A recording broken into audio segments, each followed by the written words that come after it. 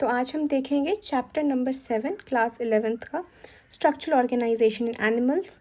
और इसमें हम ये देखेंगे कि जो स्ट्रक्चर है वो कैसे बनता है और उस स्ट्रक्चर के अंदर एक इम्पॉर्टेंट पार्ट होता है टिश्यूज़, वो क्या होते हैं। तो कोई भी स्ट्रक्चर लिविंग ऑर्गेनिज्म का बनता है सेल्स से, जब हमने पहले भी बात करी थी। That is why they are the structural and functional unit of life. यही सेल्स आगे जाके टिश्यूज़ बनाते हैं। तो टिश्यूज़ की क्या डेफिनेशन है, ये एनसीईआरटी की डेफिनेशन है। A group of similar sales along with intercellular substance perform a specific function. इसमें इंपॉर्टेंट क्या है, सिमिलर सेल्स इंपॉर्टेंट है। एक जैसे सेल्स का जब एक ग्रुप बनता है तब वो टिश्यू बनाते हैं, और इनका जो ओरिजिन होता है इन सेल्स का वो भी सेम होता है हमेशा। यही टिश्यूज़ आगे जाके ऑर्गन्स बनाते हैं, organs like heart, lungs, kidney, intestine, liver etcetera. यही ऑर्गन्स आगे जाके इंटरैक्ट करते हैं, फंक्शन करते हैं एंड ऑर्गन सिस्टम बनाते हैं। और ये जो पूरा का पूरा फॉर्मेशन था एक स्ट्रक्चर का, उसकी ही वजह से डिवीजन ऑफ लेबर पॉसिबल है, जो कि बहुत इम्पॉर्टेंट कैरेक्टरिस्टिक है कॉम्प्लेक्स ऑर्गेनिजम्स का। पर आज का हमारा इम्पॉर्टेंट पार्ट होगा टिश्यूज़।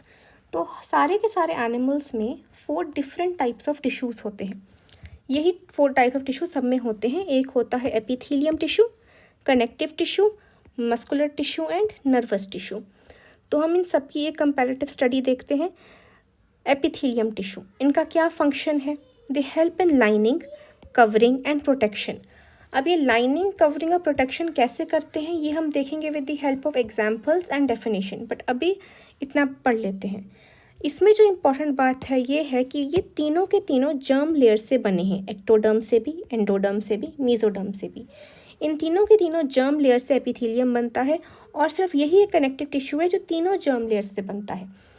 एक ये इसका यूनिक फीचर है। साथ ही में एपिथेलियम में क्या होता है, मैक्सिमम पावर ऑफ रीजनरेशन होती है, और ये one of the first tissues होता है जो फॉर्म होना शुरू होता है बॉडी में।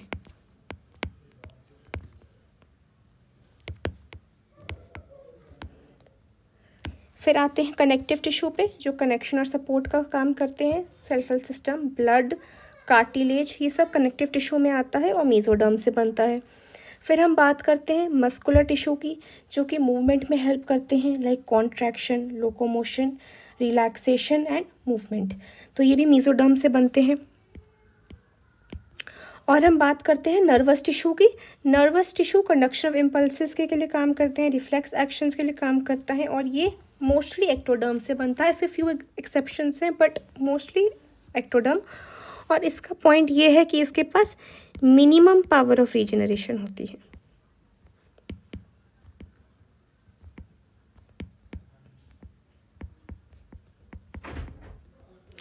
तो अभी हम एपिथेलियम के बारे में देखेंगे। जो एपिथेलियम है उसके नाम में आता है एपी। एपी मतलब ये किसी चीज़ के ऊपर ग्रो हो रहा है। किस चीज़ के ऊपर ग्रो होता है? कनेक्टिव टिश्यू के। तो epithelium is a tissue which grows on connective tissue. And why does it grow on connective tissue? Because it needs nutrition. इसका जो स्ट्रक्चर होता है वो कम्पैक्टली अरेंज सेल्स से बना होता है। ये सेल्स इतने पास में होते हैं कि ब्लड कैपिलरीज इनको पियर्स कर ही नहीं पाती है न्यूट्रिशन देने के लिए, and that is why they grow on connective tissue. Connective tissue nutrition लेता है, डिफ्यूजन के थ्रू एपिथेलियम को देता है। तो इसका स्ट्रक्चर हमें समझ में आ गया। कॉम्पैक्टली अरेंज सेल्स हैं और बहुत कम इंटरसेलुलर या कभी कभी इंटरसेलुलर स्पेस होते ही नहीं है। इसकी डेफिनेशन है एनसीईआरटी में, the tissue has a free surface which faces either a body fluid or outside environment and provides a covering or lining or both। अब ये डेफिनेशन का जो मीनिंग है ये जो हम तब देखेंगे जब हम इसके एग्जाम्पल्स पढ़ लेंगे, ये कहाँ पे प्रेजेंट होता है। फिर हम लास्ट में आके इसके ऊपर देखेंगे कि ये इसमें कैसे फिट होता है। तो सबसे पहले जो एपिथेलियम है वो 2 टाइप्स का होता है, on the basis of number of layers. अगर एक सिंगल लेयर है तो वो होता है सिंपल एपिथेलियम, और अगर मोर देन 1 लेयर है तो वो होता है कंपाउंड एपिथेलियम। इनकी फर्दर सब डिविजन्स हैं। सिंपल एपिथेलियम में आते हैं स्क्वैमस, कॉलुमनर, क्यूबॉइडल और एक और है सूडो स्ट्रेटिफाइड। और हम कंपाउंड एपिथेलियम पे आते हैं। इसमें होता है ट्रांजिशनल, स्क्वैमस, क्यूबॉइडल और कोलुमिनार। जो स्क्वैमस, क्यूबॉइडल और कोलुमिनार होते हैं या तो केराटिनाइज्ड हो सकते हैं या नॉन केराटिनाइज्ड हो सकते हैं, और ये सारे के सारे नॉन स्ट्रेचेबल हैं। पर जो ट्रांजिशनल होता है वो होता है स्ट्रेचेबल। तो हम एक एक करके इन सबको देखते हैं। तो simple squamous epithelium. Simple squamous epithelium एक single layer of flattened cells होते हैं। तो इसका जो सेल का लेयर होता है फ्लैटेंड होता है। तो ये देखो, ये फ्लैटेंड सेल्स हैं, ये बेसमेंट मेम्ब्रेन है, यहाँ पे कनेक्टिव टिश्यू की लेयर होगी और ये फ्लैट सेल्स हैं। ये फ्लैट सेल्स हैं इसलिए इन्हें पेवमेंट एपिथेलियम भी कहते हैं, क्योंकि ये माइक्रोस्कोप में पेवमेंट जैसे दिखते हैं। और इनका एक और नाम है टेसेलेटेड एपिथेलियम। इनका क्या फंक्शन है? Filtration, diffusion, covering. ये कैसे है देखते हैं। इनके फंक्शन को हम एग्जांपल से समझेंगे। तो ये कहाँ प्रेजेंट होते हैं? बोमेंस कैप्सूल में। किडनी में एक स्ट्रक्चर होता है बोमेंस कैप्सूल जो यूरिन को फिल्टर करता है। तो जो स्क्वैमस एपिथेलियम होता है इस बोमेन कैप्सूल में प्रेजेंट होते हैं। And when urine passes through them, ये क्योंकि उनमें स्पेस बहुत कम होती है उन सेल्स के बीच में, तो वो अच्छे से फिल्टर हो जाता है लिक्विड यूरिन। तो ये फिल्ट्रेशन का काम करते हैं। लंग्स में एक स्ट्रक्चर होता है आल्वियोलाई, उसके एक टाइप ऑफ सेल्स में ये प्रेजेंट होते हैं और उसमें ये डिफ्यूजन ऑफ गैसेस में हेल्प करते हैं। और कवरिंग में ये ऑलमोस्ट सारे के सारे जो भी ऑर्गन्स होते हैं उनकी आउटर कवरिंग में प्रेजेंट होते हैं। लंग्स, इंटेस्टाइन और हार्ट, इनकी जो ऑर्गन्स होती हैं, इनकी जो आउटर कवरिंग होती है इनमें प्रेजेंट होते हैं in the form of pericardium, peritoneum, epicardium, endocardium, mesothelium.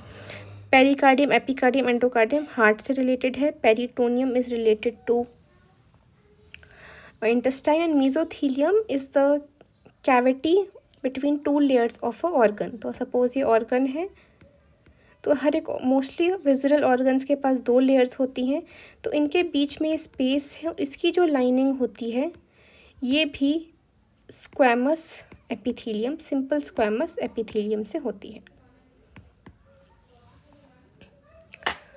तो ये सिंपल स्क्वैमस के बारे में हो गया। फिर हम आते हैं क्यूबॉइडल एपिथेलियम पे। क्यूबॉइडल एपिथेलियम में होते हैं क्यूब शेप्ड सेल्स। इनका जो न्यूक्लियस होता है वो राउंड और सेंट्रल होता है और इनकी सेल्स की हाइट एंड विड्थ सेम होती है। और इनके फंक्शन क्या है? Secretion, excretion and absorption. अभी जो फंक्शन है इसको समझने के लिए हम सोचते हैं बॉडी में कि कहाँ सिक्रीशन और एब्जॉर्प्शन की ज़रूरत हो सकती है। एक तो होती है इंटेस्टाइन में और एक होती है किडनी में। इंटेस्टाइन में ये नहीं होते हैं present, they are present in kidney and in units of glands.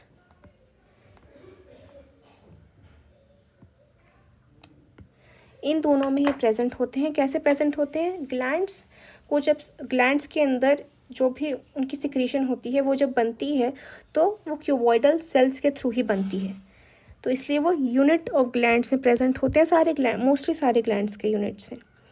Absorption के लिए वो किडनी में प्रेजेंट होते हैं, क्योंकि किडनी में हमें एक्सेस वाटर को अब्जॉर्ब करना होता है, आयंस को अब्जॉर्ब करने होते हैं, तो वो प्रॉक्सिमल कॉन्वोल्यूटेड ट्यूब्यूल में प्रेजेंट होते हैं। और साथ ही में इनका एक मॉडिफिकेशन भी होता है। क्यूब लाइक सेल्स के ऊपर ऐसे माइक्रोविलाई लाइक स्ट्रक्चर होते हैं। इनके हेल्प से जो सेल्स का सरफेस एरिया है वो बढ़ जाता है and which helps in the easy absorption and more absorption of the substance. तो ये इम्पॉर्टेंट है। यूनिट्स ऑफ ग्लैंड इम्पॉर्टेंट है। और एक और किडनी में प्रेजेंट होता है कलेक्टिंग डक्ट, जो कि यूरिन को आगे पास करने के लिए फैसिलिटेट करता है। तो क्यूब लाइक सेल्स के ऊपर सीलिया होते हैं ऐसे ऐसे, ये मूवमेंट में हेल्प करते हैं। ये मोटाइल होते हैं और मूवमेंट में हेल्प करते हैं। ये जो 3 एग्जाम्पल्स थे ये NCERT के वेस in exam point of view से इम्पॉर्टेंट थे। बाकी और एक्स्ट्रा एग्जाम्पल्स अगर टाइम है तो पढ़ सकते हैं।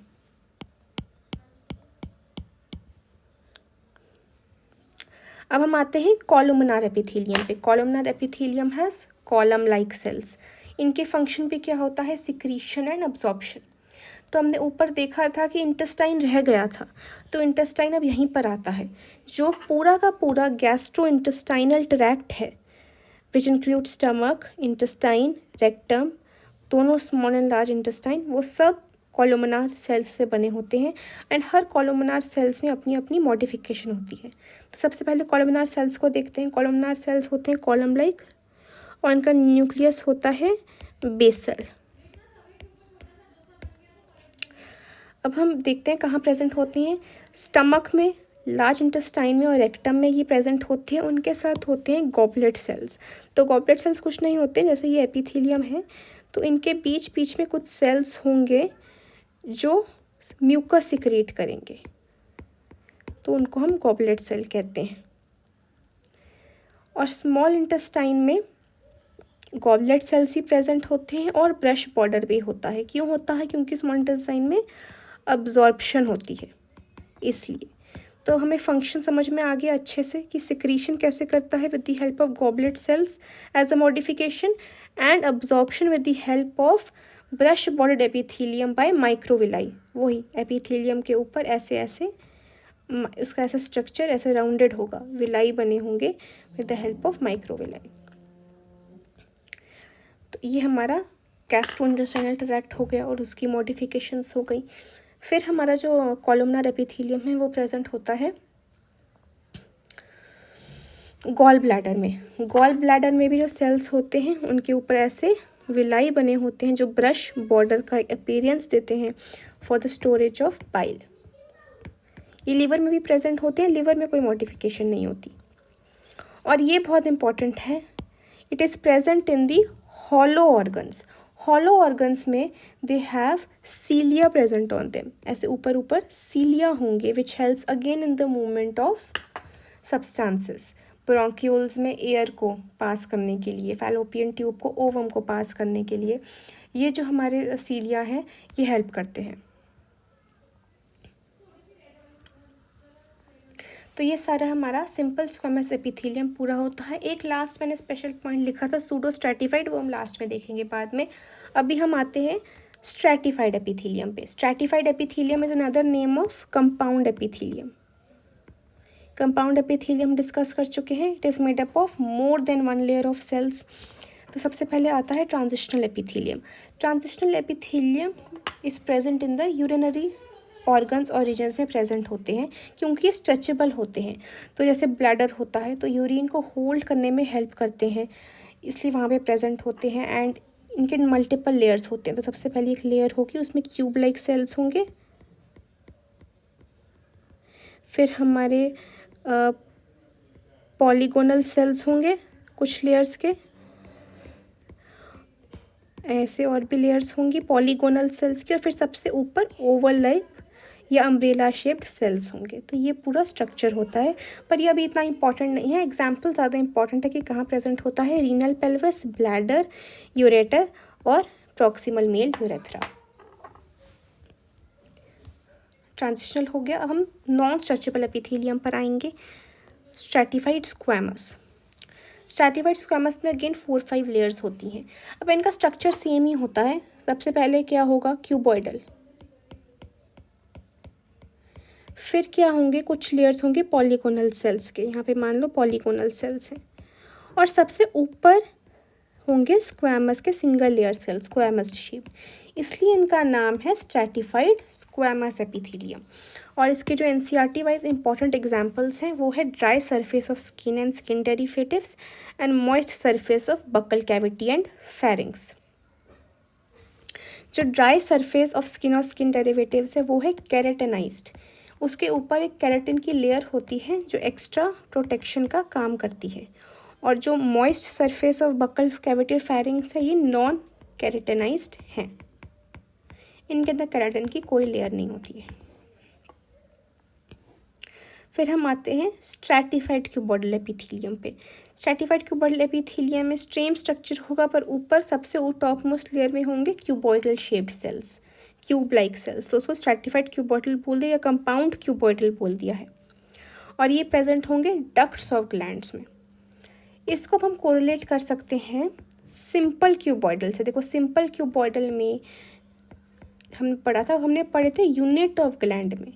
जो यूनिट होता है वो सिक्रीशन को बनाता है, कोई भी सब्सटेंस हो, या वो हार्मोन हो, या वो कोई सलाइवा हो, या वो ऑयल हो, वो जहाँ पे बनता है वो यूनिट होती है और उस यूनिट में सिंपल क्यूबॉइडल होते हैं।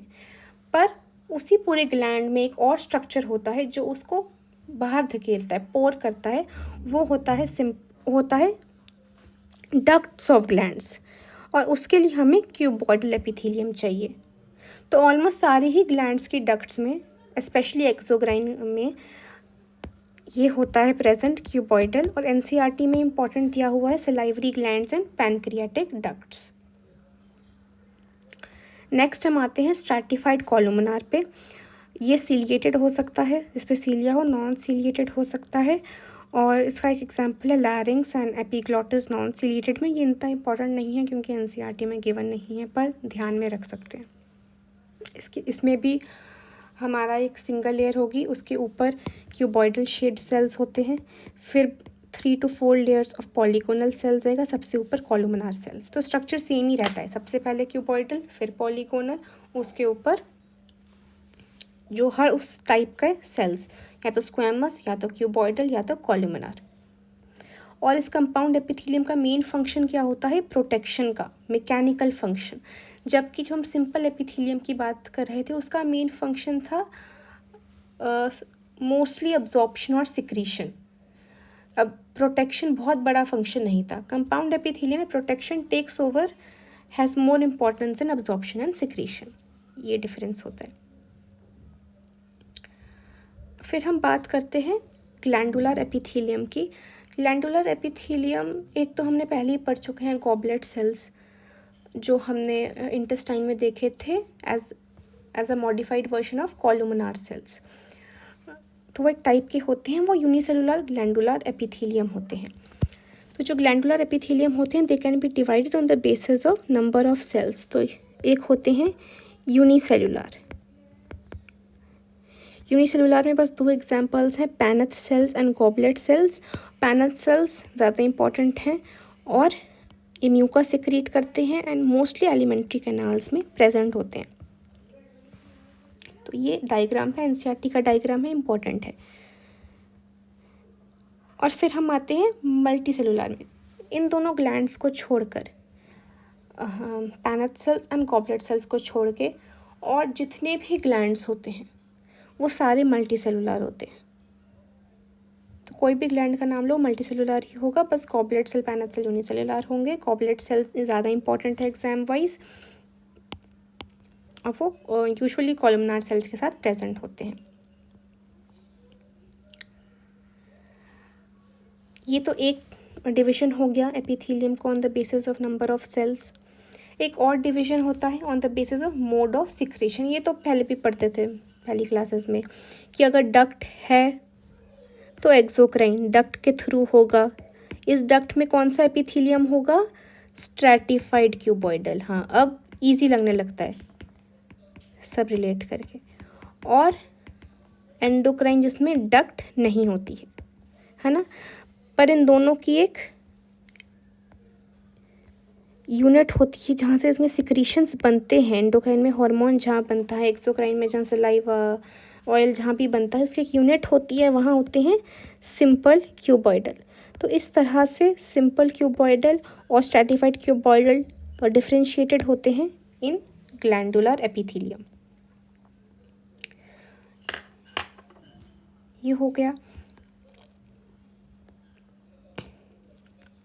तो ये अब हम आते हैं एक पूरा कॉन्डेंस्ड वर्जन ऑफ एपिथेलियम जहाँ पे एनसीईआरटी के एग्जाम्पल्स भी हैं और एक्स्ट्रा एग्जाम्पल्स भी हैं। जो भी हाईलाइटेड हैं वो NCERT wise and exam point of wise ज़्यादा इंपॉर्टेंट हैं, बाकी सारे सिर्फ मतलब एक्स्ट्रा हैं।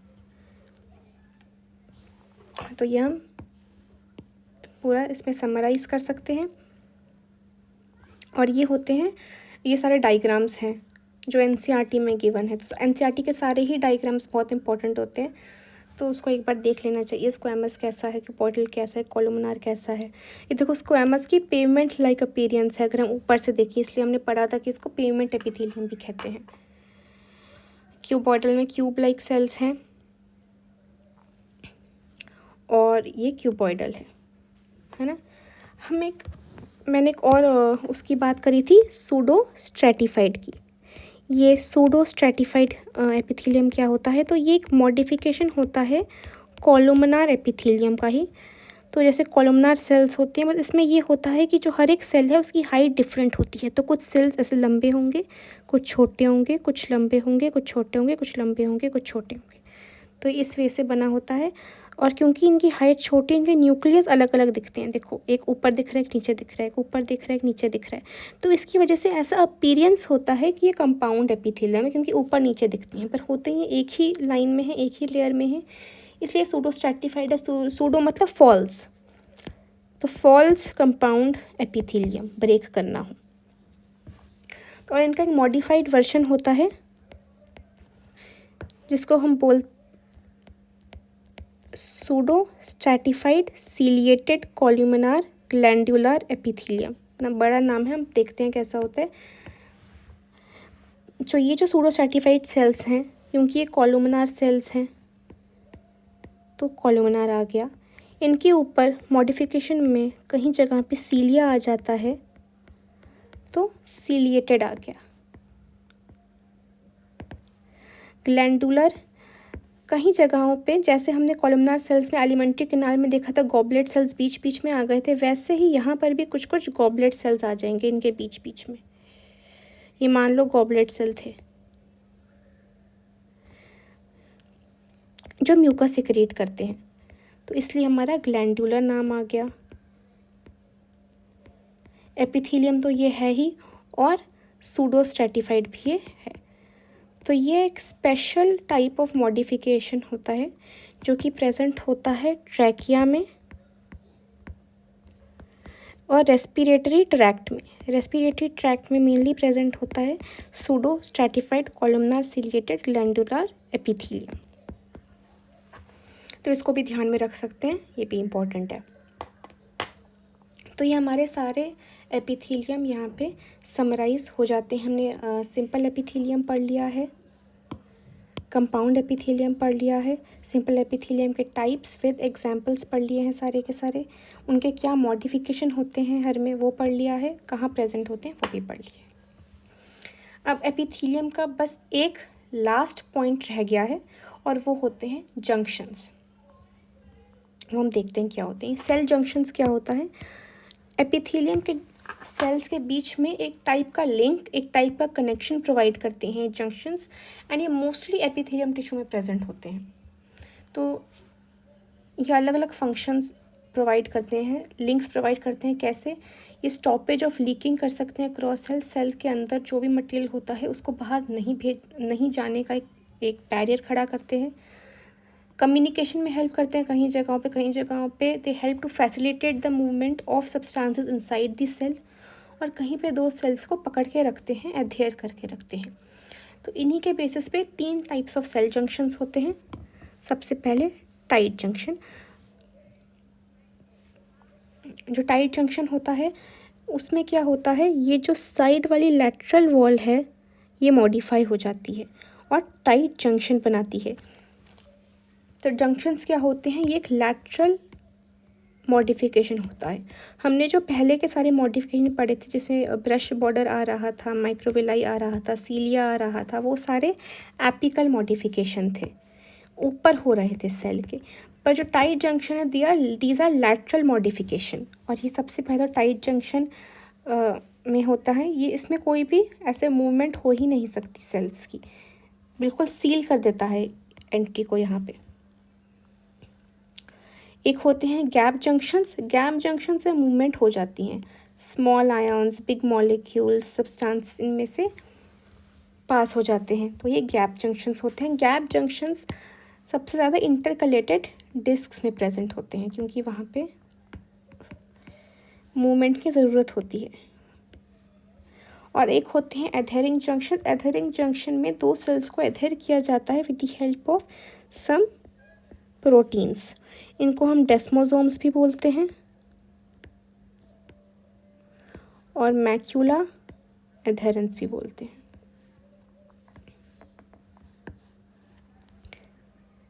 और एक और special type of tight junction होता है इंटरडिजिटेशन, जो प्रेजेंट होता है ट्रांजिशनल एपिथेलियम में। हमने पढ़ा था transitional epithelium is very stretchable. उस स्ट्रेचेबल इंटरडिजिटेशन की वजह से ही होता है। इंटरडिजिटेशन में फिंगर लाइक प्रोजेक्शन होती हैं, लाइक विलाई ओनली, पर थोड़ी बड़ी इंटरडिजिटेशन होती हैं जो आपस में लॉक कर लेती हैं एक दूसरे को और स्ट्रेच करने में हेल्प करती है। तो ट्रांजिशनल एपिथेलियम में हमने इसे देखा था। तो एपिथेलियम यहाँ से पूरा कंप्लीट होता है। और अब हमें इसकी डेफिनेशन भी समझ में आ गई है क्या थी।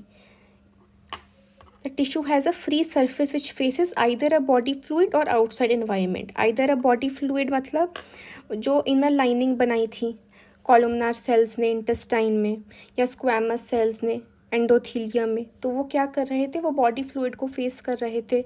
एंडोथीलियम में जो स्क्वैमस सेल्स थे वो ब्लड को फेस कर रहे थे। इंटेस्टाइन में जो भी सिक्रीशंस थे, फूड था, HCl था, उसको फेस कर रहे थे। तो ये वाला सेंटेंस पूरा हो जाता है। आउटसाइड एनवायरनमेंट भी फेस कर रहे थे squamous cells. Again outside environment face करते हैं with the help of outer covering of organs. तो इसलिए ये कवरिंग भी प्रोवाइड करते हैं और लाइनिंग भी प्रोवाइड करते हैं। तो ये डेफिनेशन भी पूरी क्लियर हो जाती है। तो इससे एपिथेलियम टिश्यू पूरा होता है।